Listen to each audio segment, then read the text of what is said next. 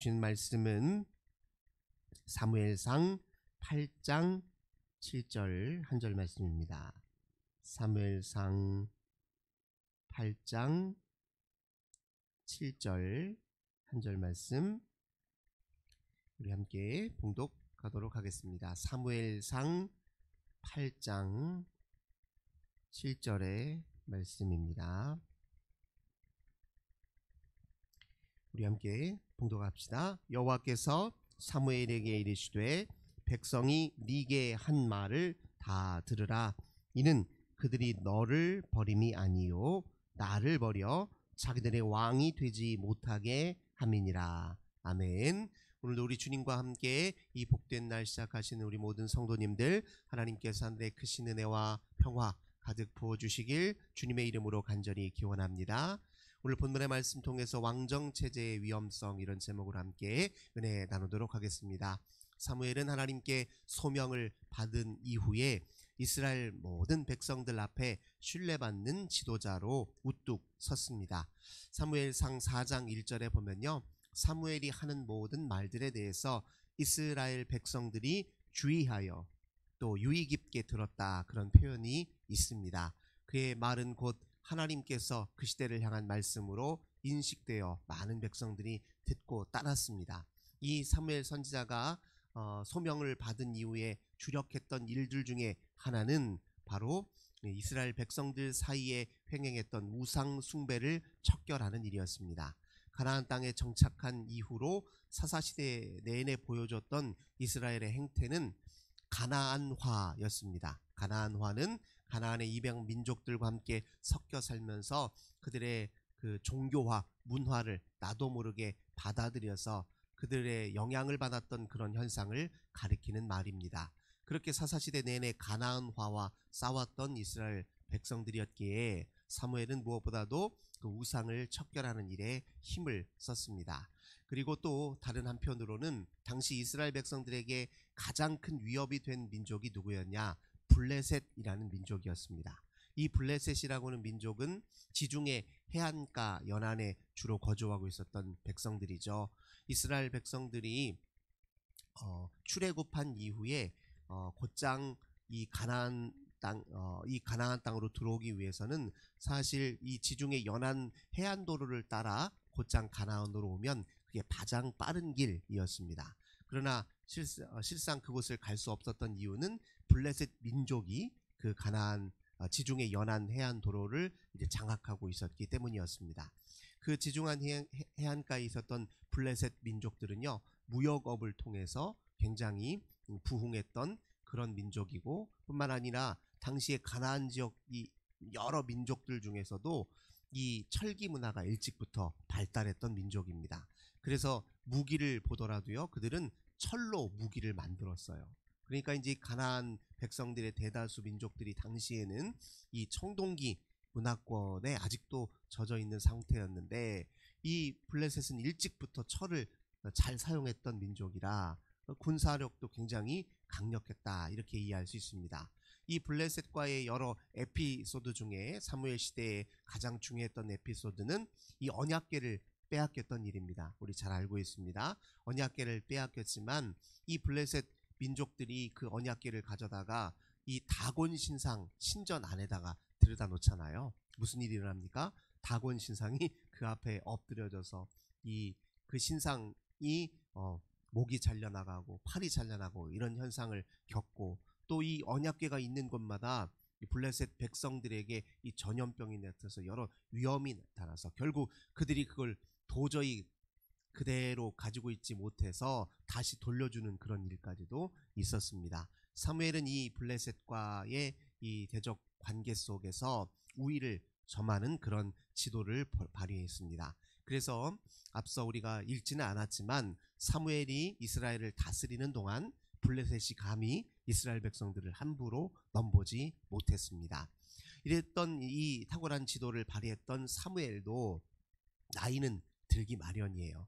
점차 이제 나이가 들면서 기력이 쇠해지고 있었던 타이밍이었습니다. 그래서 오늘 8장 1절에 보면 이런 말로 본문이 시작됩니다. 사무엘이 늙음에 그의 아들들을 이스라엘 사사로 삼으니. 사무엘도 이제 다음 후계 구도를 준비했습니다. 이스라엘 백성들의 다음 세대를 지도할 그런 지도자들을 양성해야 됐기 때문에 우선은 어려서부터 잘 교육을 시켜야 되잖아요. 그래서 일찍부터 자기 아들들을 사사로 좀 세워 볼 요량으로 아들들을 좀 잘 가르치려고 했는데, 문제는 무엇이냐면 2절 3절 보겠습니다. 사무엘의 장자 이름이 요엘이고 차자의 이름이 아비야라. 그들이 부엘세바에서 사사가 되긴 하였으나, 3절입니다. 그의 아들들이 자기 아버지의 행위를 따르지 아니하고 이익을 따라 뇌물을 받고 판결을 굽게 하니라. 이런 거 보면 또 우리 부모님들이 좀 위로가 되기도 하죠. 사무엘같이 위대한 선지자 아래에서 자랐어도 자식은 자기 맘대로 안 된 것 같아요. 이 아버지와는 다른 길을 걸은 거예요. 아버지는 그렇게 훌륭하게 이스라엘의 사사로, 선지자로, 또 한편 제사장으로 그렇게 훌륭하게 자기 역할을 잘 감당해냈음에도 불구하고 그의 아들들은 뇌물을 받고 그리고 불공정하게 판결을 내리죠. 그러니까 돈 받고 나서 그 사람 편을 들어줬다, 그런 뜻이에요. 이 사사로서 제대로 역할을 잘 감당하지 못할 뿐만 아니라 이스라엘 백성들에게 도리어 상처를 주었던 것이죠. 그래서 이제 이스라엘 백성들 사이에서 볼멘 소리가 나오기 시작합니다. 이 틈을 타고 예전부터 우리 이스라엘 백성들이 바라던 바가 있었습니다. 그게 무엇입니까? 우리도 주변 가나안 민족들처럼 왕을 좀 세웠으면 좋겠다 하는 그런 소망을 이 틈을 타고 이제 이 사무엘에게 찾아가서 우리도 왕을 주시오, 이렇게 적극적으로 원하기 시작했습니다. 4절 보겠습니다. 이스라엘 모든 장로가 모여 라마에 있는 사무엘에게 나아가서 그에게 이르되, 보소서, 당신은 늙고 당신의 아들들은 당신의 행위를 따르지 아니하니 모든 나라와 같이 우리에게 왕을 세워 우리를 다스리게 하소서 한지라. 이렇게 사무엘이 이제 점차 늙고 있고 분명히 다음 세대를 이끌 차세대 지도자를 세우긴 세워야 되는데 당신 아들들도 실패하지 않았소. 그러니 우리에게 왕을 주시오, 이렇게 적극적으로 이야기를 하기 시작했습니다. 사실 사무엘이 딱히 할 말은 없어요, 이 부분에 관해서는. 왜냐하면 아들들을 사사로 키우긴 했는데 사실상 실패한 것이나 다름없었습니다. 그래서 6절에 그들이 이제 더 연이어서 또 이렇게 요구합니다. 우리에게 왕을 주어 우리에게 다스리라 했을 때에 사무엘이 그것을 기뻐하지 아니하고 여호와께 기도하매. 그 자리에서는 이제 사무엘이 뭐라고 하기가 참 난감했던 거예요. 아들을 이제 실패했기 때문에. 그래서 이제 여호와 하나님 앞에 기도를 드렸더니 오늘 우리가 읽었던 본문에서 여호와 하나님이 이렇게 말씀하신 것입니다. 여호와께서 사무엘에게 이르시되, 백성이 너에게 한 말을 다 들으라. 이는 그들이 너를 버림이 아니요 나를 버려 자기들의 왕이 되지 못하게 함이라. 여기서 하나님께서 이렇게 말씀하시는 거예요. 듣긴 들어줘라, 들어주긴 들어주나, 하지만 그들이 지금 이 선택한 행위에 기저에 있는 불신앙적인 태도를 언급해주고 잊지 말아라, 그런 의미입니다. 그건 곧 하나님을 왕으로 섬겨야 될 이스라엘 백성들이 인간의 왕을 세워서 자기들 위에 군림하는 왕 밑으로 된다는 것을 의미하는데, 그것이 얼마나 어리석은 일인지 네가 그들에게 설명해주고 분명히 경고는 해주어라, 이런 맥락에서 하나님 말씀하셨습니다. 그리고 8절에 하나님 이렇게 덧붙이십니다. 내가 그들을 애굽에서 인도하여 낸 날부터 오늘까지 그들이 모든 행사로 나를 버리고 다른 신들을 섬김같이 네게도 그리 하는도다. 그러므로 그들의 말을 듣되 너는 그들에게 엄히 경고하고 그들을 다스릴 왕의 제도에 대해서 가르치라, 이렇게 표현합니다. 이 말은 허락은 하신 거예요. 하나님께서 아직 이스라엘 백성들이 하나님을 직접 왕으로 모시는 영적 단계와 훈련이 되어 있지 않다 판단하시고 이제 왕정 체제를 사실상 허락하신 것입니다. 다만 미리 경고하신 거예요. 앞으로 너희들이 왕정 체제 하에서 받게 될 고통이 무엇인지, 무엇을 감수해야 되는지, 너희들의 선택에 어떤 책임을 져야 되는지에 대해서 이제 하나님께서 따끔하게 사무엘을 통해서 말씀해 주셨습니다. 우선 11절 보겠습니다. 이르되 너희를 다스릴 왕의 제도는 이러하니라. 그가 너희 아들들을 데려다가 그의 병거와 말을 어거하게 하리니 그들이 그 병거 앞에서 달릴 것이며. 왕정체제라고 하는 것은 우선 뭘 둔다는 걸 뜻하냐면 상비군 제도를 둔다는 걸 뜻합니다. 즉 백성들에게 군인으로 복무할 의무를 부여하는 거예요, 모두. 그래서 정부가 또 국가가 필요하면 언제든지 어김없이 소집하면 달려와서 군인 노릇을 해야 됩니다. 뿐만 아니라 상시적으로 이 군인 제도를 유지하는 거예요.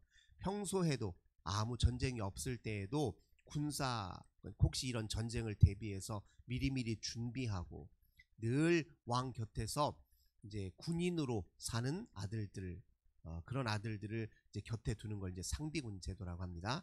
그 상비군 제도를 만든다는 것입니다. 뿐만 아니라 동시에 12절 보겠습니다. 그가 또 너희의 아들들을 1000부장과 50부장을 삼을 것이며 자기 밭을 갈게 하고 자기 추수를 하게 할 것이며 자기 무기와 병거의 장비도 만들게 할 것이며. 두 번째로 이제 무슨 제도냐? 공역 제도예요. 그러니까 왕이 뽑히면 왕 곁에서 이 왕정을 보호하고 또 왕정을 유지하기 위한 다양한 복무들을, 오늘날 말하자면 공무원이죠. 이 공무원 형태가 당시에는 이게 지금보다 훨씬 더 노예제도에 가깝죠. 왕의 노예나 다름없어요. 노예처럼 그렇게 공적인 노역을 이제 너희들 아들들이 감당해야 될 것이다. 그렇게 지금 이야기하고 있는 것입니다. 아들들만 그 일을 감당하는 게 아닙니다. 13절 보니까 그가 또 너희의 딸들을 데려다가 향료 만드는 자와 요리하는 자와 떡 굽는 자로 삼을 것이며. 우리 사극 드라마 항상 보시면은 궁전에 보면 정말 많은 여인들이 일을 하잖아요.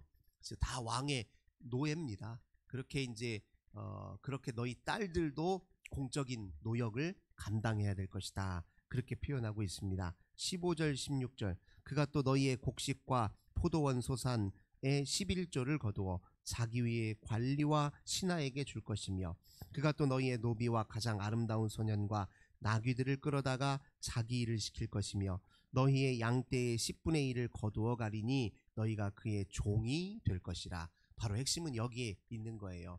너희들이 농사 짓고 나면 너희들이 그렇게 원하는 왕이 자기 왕정 체제를 공고히 하기 위해서 너희들의 열심히 농사진 것 중에 일부를 세금으로 다 걷어가게 될 것이다.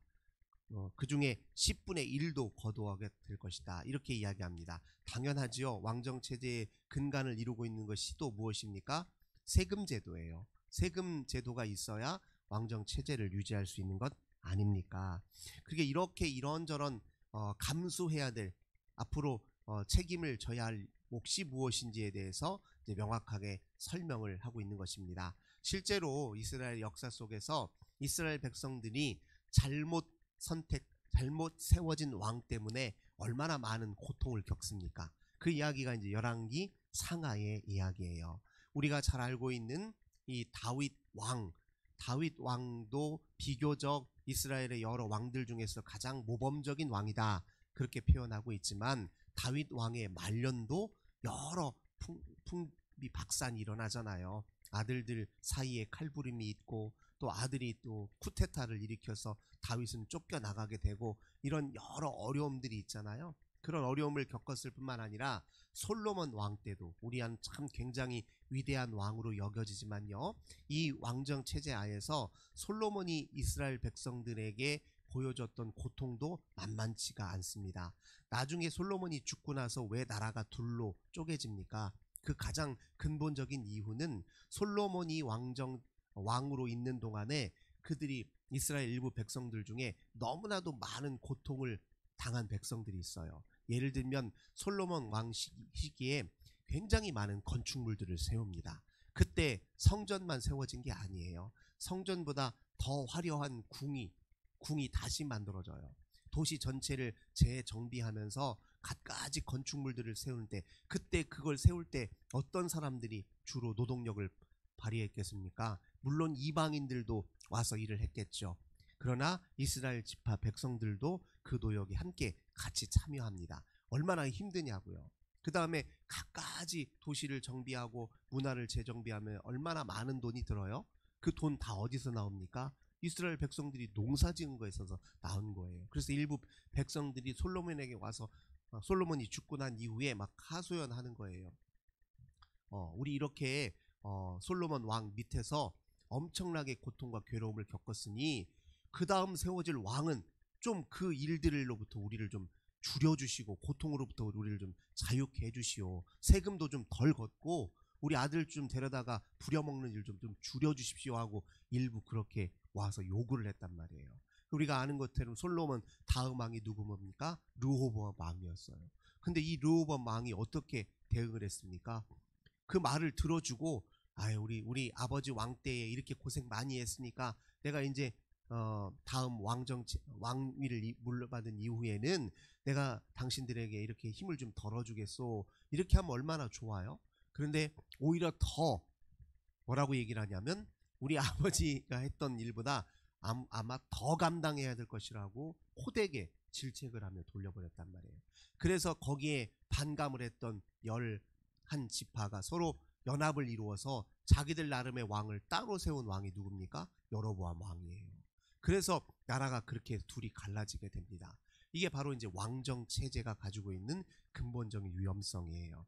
솔로몬도 말년에 어떻게 또 실수를 했습니까? 그에 보면 솔로몬 왕도요, 말년에 여러 그 외교 정책 때문에, 물론 그게 시작이긴 했지요. 당시의 외교 정책은 뭐냐면 주변 나라 이웃의 공주와 이게 정략적인 결혼을 하는 거예요. 그 결혼을 통해서 그 나라와 이제 외교 관계를 맺기 위해서 그런 방식으로 외교를 맺다 보니까 솔로몬 부인들이 또 엄청나게 많았잖아요. 이방 여인들도 많았습니다. 그러니까 이방 여인들이니까 자기 민족의 신들과 우상을 다 그대로 들여놔요.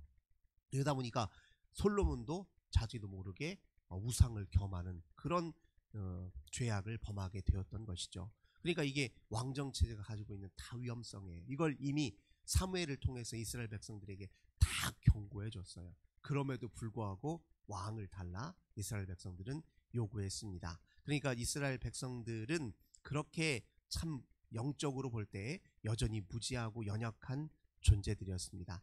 하나님은 그 백성들이 성숙해질 때까지, 즉 하나님을 직접 왕으로 모시고 우리 하나님과 직접적 관계 속에서 살 때까지, 즉 예수 그리스도께서 오셔서 성령을 우리 가운데 임하시고 그분 안에서 하나님과 친밀히 교제하여 하나님을 의지하는 그때가 이르기까지 왕정체제를 한시적으로 허용하신 거예요.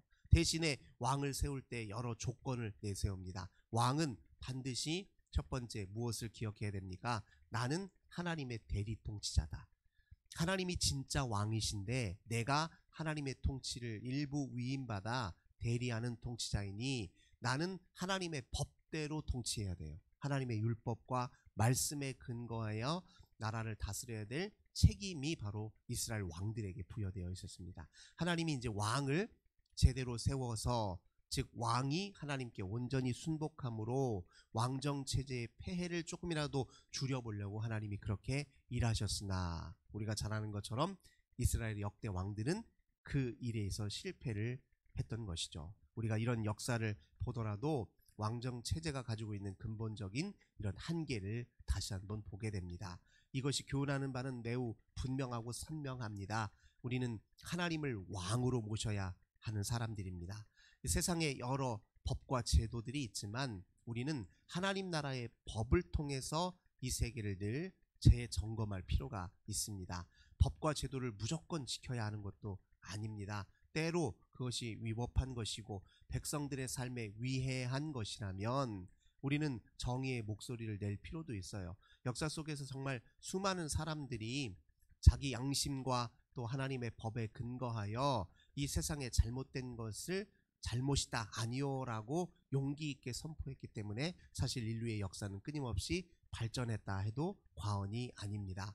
우리가 지금 오늘 이 시대에 뭐 이렇게 자유와 민주주의 제도가 정착했던 것도요, 수많은 양심 있는 사람들이 자기를 희생해 가면서 무엇이 온 백성들에게, 우리 국민들에게 참으로 좋은 일인 것인지, 무엇이 바른 것인지, 정의로운 것인지 끊임없이 이제 목소리를 냈기 때문에 그런 것입니다. 우리도 역시 이 땅을 살되 우리가 하나님 나라 백성으로서의 그런 의식을 기본적으로 갖추고 있어야 이 세속에 살되 이 세속의 부정적인 영향력으로부터 우리 자신을 지켜내고 또 하나님 백성다운 삶을 유지할 수 있다는 걸 오늘 다시 한번 말씀을 통해 재확인하게 됩니다. 우리가 주님을 왕으로 모시게 된다면 주님께서 우리의 심령을 다스리십니다. 우리 마음속에 어두운 생각을 물리쳐 주십니다. 우리 마음속에 헛된 것이 무엇인지 분별할 수 있도록 도와주십니다. 그리고 마땅히 해야 될 일들을 깨달아 알게 하십니다. 그 일을 감당할 능력도 은사도 지혜도 우리에게 허락해 주십니다. 하나님의 백성으로 살기를 자처하면 하나님이 하시려고 하는 일들에 우리도 참여하게 됩니다. 나도 모르게 참여하게 되어 있어요. 주님이 원하시는 일들을 우리가 주님을 사모한다면 그 일들을 나도 모르게 감당해요. 우리는 나도 모르게 하나님의 일에 협조하고 있습니다. 하나님을 사랑하는 자들에게는 자들을 통해서 하나님이 지금도 일하시고 계신다. 그렇게 굳게 믿으시기를 주님의 이름으로 간절히 기원합니다. 참 좋으신 주님 감사드립니다. 이스라엘 백성들이 가나안 민족들의 왕정 체제를 부러워하며 왕을 달라 그렇게 끊임없이 요구하였지만 그것은 그 이면에 불신앙과 왕정 체제에 대한 무지와 환상과 탐욕에 사로잡혀 있었기 때문임을 저는 우리들 재확인하게 됩니다. 하나님은 그들이 다시 그것을 깨달을 때까지 한시적으로 왕을 허락해 주십니다. 그러나 하나님 그 왕은 임시적인 왕이요 하나님의 통치를 대리하는 왕이었음을 말씀을 통해 우리는 재확인합니다. 이 땅의 어떤 권력자도 하나님의 통치를 가로막을 수 없습니다. 이 땅의 어떤 법과 제도도 하나님 나라의 진리와 가치를 훼손할 수 없습니다. 오직 우리는 주님의 백성다움을 마지막까지 지키며 주님을 왕으로 모시는 굳건한 믿음 하나님 갖게 하옵소서. 주 예수님의 이름으로 간절히 기도드립니다. 아멘. 오늘도 우리 환우들을 위해서 가정의 자녀들을 위해서 나라와 민족을 위해서 함께 기도하겠습니다. 주님 감사합니다. 주 앞에 기도하며 복된 날 시작합니다. 주님을 의지합니다. 주님을 사모합니다. 주와 함께 사는 삶의 기쁨을 알게 하시고 그 자유를 알게 하시고 주의 능력을 더욱 깊이 깨달아 주와 함께 오늘을 살게 하옵소서. 주 하나님 앞에 간절히 중보하며 기도합니다. 오늘도 고통받는 사랑하는 우리의 이웃과 형제 자매를 위해서 능력 되신 우리 주님을 의지하며 그들을 의탁합니다. 하나님께서 싸매어 주시고 보듬어 주시고 치유하여 주옵소서. 한 사람 한 사람 우리 하나님 기억하시고 우리 하나님의 놀라운 은혜로 하나님 붙잡아 주옵소서. 오늘도 중보하며 기도하는 것마다 하나님 응답하여 주시고 기도하는 우리